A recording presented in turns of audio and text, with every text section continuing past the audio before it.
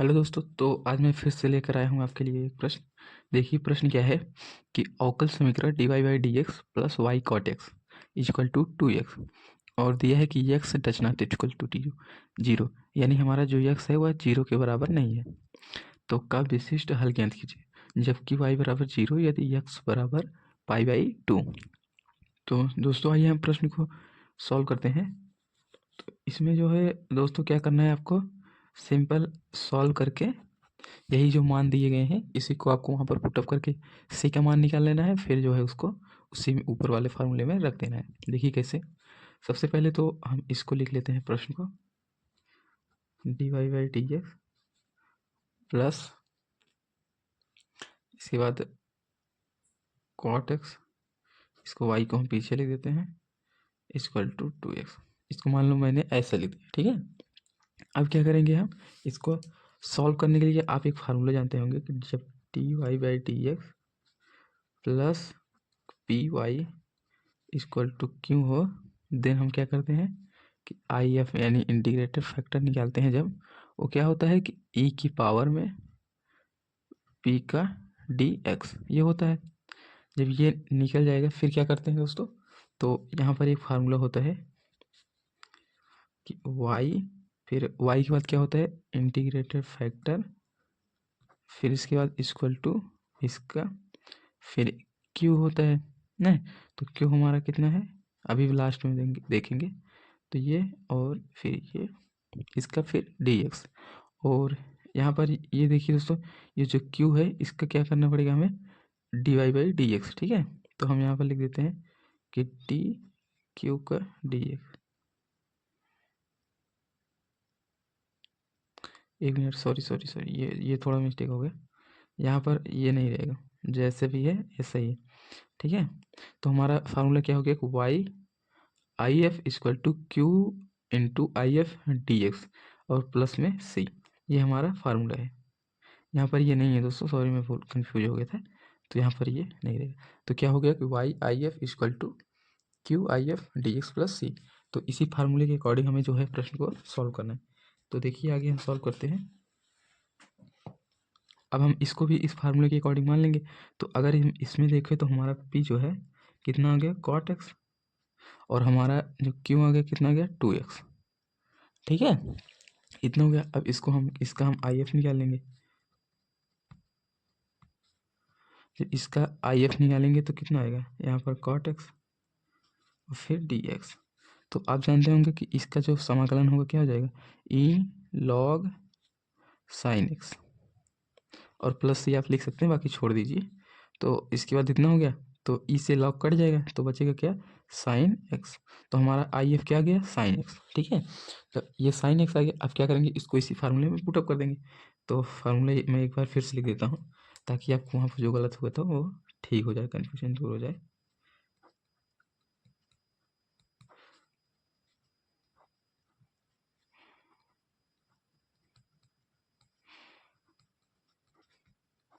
देखिए दोस्तों, ये हमारा फार्मूला है। तो अब आपको साफ दिखाई दे रहा होगा क्योंकि ऊपर वाले में थोड़ा मिस्टेक हो गया था, बाकी देख लीजिए।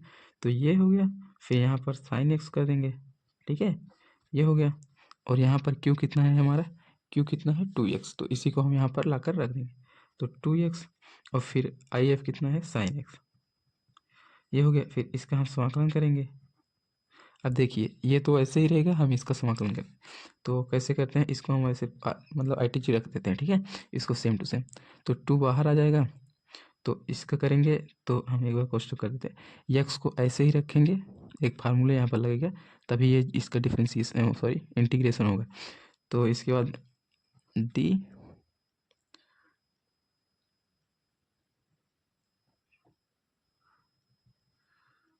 साइन एक्स का डी एक्स, फिर माइनस इंटीग्रेशन एक्स का डिफ्रेंशिएशन इनटू, फिर इसके बाद साइन एक्स का इंटीग्रेशन, फिर यहाँ पर डी एक्स, फिर यहाँ पर फिर इसका पूरे का इंटीग्रेशन और प्लस सी।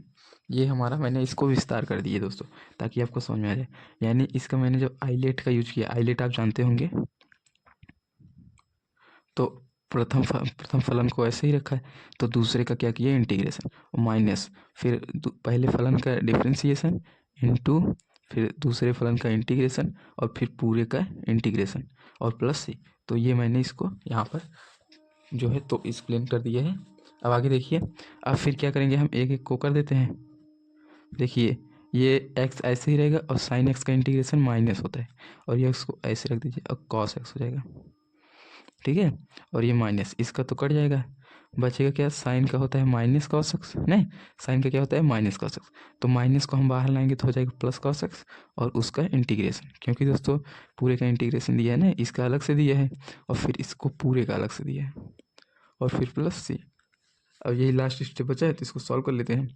तो कितना गया, इसका इंटीग्रेशन करेंगे तो साइन एक्स आएगा और 2 का सब में मल्टीप्लाई, यानी 2x कॉस एक्स प्लस, और फिर इसका इंटीग्रेशन करेंगे 2 साइन एक्स, और फिर हो गया कितना, प्लस सी।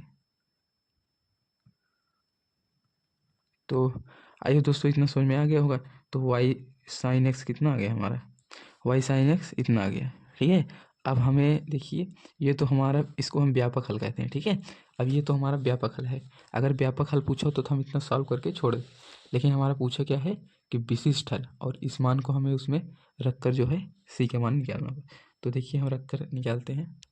तो देखिए दोस्तों, यही हमारा आया था, हमारा मिला है समीकरण। इसमें हम क्या करेंगे कि x और y का मान रख देंगे। आई होप आपको दिख रहा होगा, एक मिनट। देखिए क्या है कि हम अब इसमें मान रखेंगे, तो y का मान हमारा कितना है, 0 है, और x का क्या मान है हमारा, π/2। तो इसका मान हम जो है इसमें रखेंगे, तो y का मान 0 रखेंगे तो इस पद में 0 हो जाएगा, और यहाँ पर 2, और x का मान π/2, और फिर cos में π/2, ठीक है, और +2 साइन π/2, और इसके बाद प्लस सी, ये हो गया। अब हम मान को रख दिए। अब इसको सॉल्व करते हैं। देखिए 2 π/2, 2 आप काट सकते हैं, बाकी इसे रहने दीजिए अभी। और cos π/2 कितना होता है, 0, और इसके बाद +2, और साइन π/2 कितना, 1, तो 1 का 1 ही मतलब 2 हो जाएगा, क्योंकि 2 मल्टीप्लाई में है ना। और जब इसका मल्टीप्लाई 0 में कर देंगे सब 0 हो जाएगा, और 2 को इधर कर देंगे हो जाएगा -2। तो सी का मान हमारा क्या आ गया, -2। तो ये तो हमारा व्यापक हल है, तो व्यापक हल में हम सी का मान रख देंगे तो हमारा विशिष्ट हल निकल जाएगा। तो देखिए मैं यहाँ लिख देता हूँ, सी का मान क्या, व्यापक हल में रखने पर, सी का मान व्यापक हल में रखने पर, ठंडी बहुत है दोस्तों इसलिए हाथ भी काँप रहा है। बाकी आप देखिए, तो सी का मान व्यापक हल में रखने पर, तो हम सी का मान रख देते हैं, हो गया y sine x equal to -2x, ये एक्स भी नहीं बनता है, 2x, और फिर cos x, और +2 साइन एक्स, और -2, ये हो गया हमारा व्यापक हल। तो अब इसमें सी के जब मान रख दीजिए तो -2 हो गया ख़त्म। अब इसको हम y के रूप में मतलब फॉर्म में रख लेते हैं, तो साइन को इधर डिवाइड कर देंगे, तो 2x cos x और बटा साइन एक्स, फिर +2 साइन एक्स बटा साइन एक्स, और -2 बटे साइन एक्स। अब देखिए, तो y इक्वल टू, तो यहाँ से साइन एक्स कट जाएगा और यहाँ से हो जाएगा कॉट एक्स, तो हम क्या करते हैं, -2x कॉट एक्स, और फिर +2 को ऐसे रखते हैं अभी, और -2 कॉस एक्स, और यहाँ से +2 लास्ट में रखते हैं। तो फाइनली दोस्तों ये हमारा हो गया विशिष्ट हल। तो आई होप दोस्तों समझ में आया होगा। कोई डाउट हो तो कमेंट कीजिए, और अगर कोई आप किसी प्रश्न का सजेशन चाहिए क्लास 12th या 10th का, तो आप जो है क्वेश्चन को कमेंट बॉक्स में पिन कर दीजिए, या फिर आप किस एक्सरसाइज का क्वेश्चन है उसको जो है कमेंट बॉक्स में कमेंट कर दीजिए। तो दोस्तों अगर चैनल पर नए हैं तो चैनल को सब्सक्राइब करें, वीडियो अच्छी लगी तो वीडियो को लाइक शेयर कमेंट जरूर करें। तो मिलते हैं किसी नेक्स्ट वीडियो में, तब तक आप प्रश्न को जो है सॉल्व कर लीजिए, और आप नए नए प्रश्न को ज़्यादा से ज़्यादा सॉल्व कीजिए दोस्तों, तभी आप जो है एग्जाम में अच्छा नंबर पा सकते हैं। तो मिलते हैं किसी नेक्स्ट वीडियो में।